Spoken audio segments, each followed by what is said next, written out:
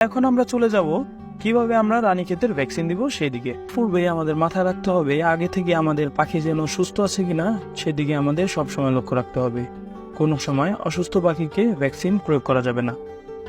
অসুস্থ পাখিকে ভ্যাকসিন প্রয়োগ করলে আপনার পাখি আরও অসুস্থ হয়ে যাওয়ার সম্ভাবনা বেশি থাকবে। তো আমরা ভ্যাকসিন হিসাবে ইউজ করতেছি রানিভ্যাক্স প্লাস। এটি হচ্ছে ইনসেপ্টা কোম্পানির একটি ভ্যাকসিন, যেটি আমার কাছে আমাদের এলাকায় পড়েছে প্রায় 100 টাকার মতো।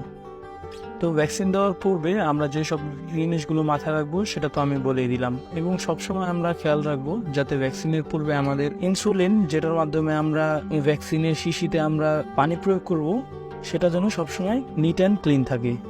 এবং আমরা সবসময় এটাকে দেওয়ার পূর্বে গরম পানি দিয়ে ধুয়ে নেব। যেহেতু আমার এটা আমি এর আগেও একবার ইউজ করেছি, তাই আমি এটাকে আগে গরম পানি দিয়ে ধুয়ে নেব। তার জন্য আমরা গরম পানি অলরেডি চুলায় বসিয়ে দিয়েছি, এবং গরম পানি হয়ে গেলে আমরা এগুলোকে গরম পানির মাধ্যমে ধুয়ে নেব।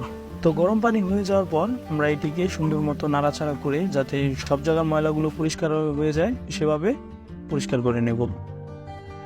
আর যে কথাটি বলতে আমি ভুলে গেছি সেটা হচ্ছে, আপনি আপনার পাখিকে ভ্যাকসিন দেওয়ার আগে সুস্থ রাখতে চাইলে অবশ্যই পাখিকে লাইসোভিটটি প্রদান করবেন। পাখিকে লাইসোভিট প্রদান করলে পাখি খুব তাড়াতাড়ি, আপনার যদি অসুস্থ হয়ে থাকে তাও সে সুস্থ হয়ে যাবে ইনশাল্লাহ।